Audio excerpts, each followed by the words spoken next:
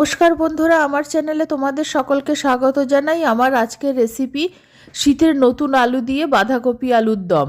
সব উপকরণ গুছিয়ে নিয়েছি, রান্না করতে করতে বলে দেব। একটা মাঝারি সাইজের বাঁধাকপি খুব ছোট ছোট করে কুচি করে কেটে ধুয়ে পরিষ্কার করে নিয়েছি। মাঝারি সাইজের নতুন আলু ছুরি দিয়ে ছাড়িয়ে ধুয়ে পরিষ্কার করে নিয়েছি। 3টে বড় সাইজের পেঁয়াজ এরকম পাতলা করে কুচি করে কেটে নিয়েছি। এখানে 1 বাটি মটরশুঁটি ছাড়িয়ে নিয়েছি, আর এখানে 2টো বড় সাইজের টমেটো, 4-5টা ঝাল শুকনো লঙ্কা আর 2টো বড় কাশ্মীরি লঙ্কা একসঙ্গে পেস্ট করে নিয়েছি। আর ঝালটা তোমরা তোমাদের আন্দাজ মতো দেবে। আদা, রসুন, কাঁচা লঙ্কা একসঙ্গে বেটে নিয়েছি। ফোড়নের জন্য নিয়েছি 1/2 চামচ হিং, 1টা শুকনো লঙ্কা, 2টো এলাচ, 1 চামচ সাদা জিরে আর 2টো তেজপাতা। সবশেষে কিছু গুঁড়ো মশলা নিয়েছি, 1.5 চামচ ধনে গুঁড়ো, 1.5 চামচ জিরে গুঁড়ো, 1 চামচ হলুদ গুঁড়ো। কড়াইতে সর্ষের তেল গরম করে নিয়েছি, এবার ছাড়িয়ে রাখা আলুগুলো দিয়ে দিলাম। অল্প নুন আর হলুদ দিয়ে আলুগুলোকে ভালো করে ভেজে নিচ্ছি। আলুগুলো ভাজা হয়ে গেছে, তুলে নিচ্ছি। আলু ভাজার পরে কড়াইতে যে তেলটা রয়েছে তার মধ্যে প্লেটের সব ফোড়নগুলো দিয়ে দিলাম। ফোড়নটা ভেজে নেওয়ার পর কুচিয়ে রাখা পেঁয়াজ 3টে দিয়ে দিলাম। আমি আর তেল ব্যবহার করলাম না, অল্প তেলেই রান্নাটা করছি। এবার পেঁয়াজগুলো ভালো করে ভেজে নিচ্ছি। পেঁয়াজটা ভালো করে ভেজে নেওয়ার পর আদা, রসুন আর কাঁচা লঙ্কা বাটাটা 2 চামচ দিয়ে দিলাম। আদা, রসুন, কাঁচা লঙ্কা বাটার সঙ্গে ধনে গুঁড়ো, জিরে গুঁড়ো আর হলুদ গুঁড়োটা দিয়ে দিলাম। মশলা বাটার গ্রাইন্ডার ধোয়া জলটা দিয়ে দিলাম। এবার আন্দাজ মতো নুন দিয়ে মশলাটাকে ভালো মতো কষিয়ে নিচ্ছি। যতক্ষণ পর্যন্ত না তেল ছাড়বে মশলাটাকে কষিয়ে নিচ্ছি। মশলাটা প্রায় কষানো হয়ে গেছে, এবার বেটে রাখা টমেটো আর লঙ্কাটা দিয়ে দিলাম।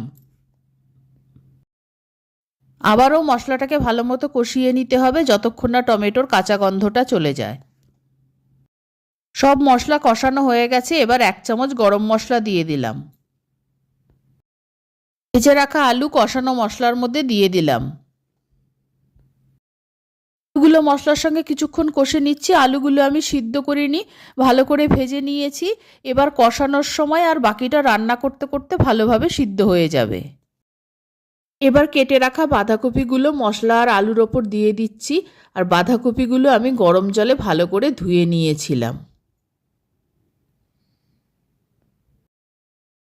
সব বাঁধাকপিগুলো আমি দিয়ে দিয়েছি। এখন দেখতে এটা অনেকগুলো বাঁধাকপি লাগছে, কিন্তু মজে গেলে ঠিক হয়ে যাবে। আমি একটা ঢাকনা দিয়ে 10 মিনিটের জন্য ঢাকা দিচ্ছি। ফ্লেমটা মিডিয়ামে রয়েছে। 10 মিনিট হয়ে গেছে, ঢাকনাটা তুলে নিচ্ছি। আর বাঁধাকপি রান্না করার সময় বাইরে থেকে জল ব্যবহার করলে বাঁধাকপির স্বাদ নষ্ট হয়ে যায়। বাঁধাকপির জল থেকেই বাঁধাকপি রান্না হয়, তাই জন্য 10 মিনিটের জন্য ঢাকা দিয়ে রেখেছিলাম। এখন কতটা জল বেরিয়েছে আমি তোমাদের দেখিয়ে দিচ্ছি। এবার কিছুক্ষণের জন্য ঢাকা দিয়ে দিচ্ছি, আলু আর বাঁধাকপি যাতে ভালো মতো সিদ্ধ হয়ে যায়। 7 মিনিট হয়ে গেছে, ঢাকনাটা খুলে নিয়েছি। একবার ভালো মতো নেড়ে দিচ্ছি। বাঁধাকপি আর আলু প্রায় সিদ্ধ হয়ে গেছে। এখন আমি আর ঢাকনা চাপা দেব না, বাড়তি জলটা শুকিয়ে নিতে নিতে বাকিটা রান্না হয়ে যাবে। এখন আমি ছাড়িয়ে রাখা মটরশুঁটি দিয়ে দিলাম। মটরশুঁটিটা দিয়ে দেওয়ার পর আরেকবার নেড়ে ভালো মতো মিশিয়ে নিচ্ছি। এবার রান্না করতে করতে বাড়তি জলটা শুকিয়ে নেব। নুন ঝাল সবই ঠিক আছে। মিডিয়াম ফ্লেমে বাঁধাকপিটাকে কিছুক্ষণ গ্যাসের ওপর বসিয়ে রাখছি, তাহলে বাড়তি জলটা শুকিয়ে যাবে। রান্নাটা প্রায় হয়ে এসেছে। মাঝে মধ্যে একবার নেড়ে দিতে হবে যাতে নিচ থেকে পুড়ে না যায়। স্বাদটা বাড়ানোর জন্য সামান্য একটু ঘি দিয়ে দিলাম। তৈরি হয়ে গেছে নতুন আলু দিয়ে বাঁধাকপি আলুর দম। আলুগুলোও সবকটা ভালো মতো সিদ্ধ হয়ে গেছে। এবার আমি নামিয়ে নিচ্ছি। গরম ভাত, রুটি, পরোটা সব কিছুর সঙ্গে বাঁধাকপি আলুর এই রকম দম খেতে খুবই ভালো লাগে। আর এই রকমভাবে রান্না করলে অনুষ্ঠান বাড়ির মতো স্বাদ হয়। আমার বাঁধাকপির রেসিপি ভালো লাগলে অবশ্যই আমার চ্যানেলকে সাবস্ক্রাইব করার, লাইক করার, শেয়ার করার অনুরোধ রইল।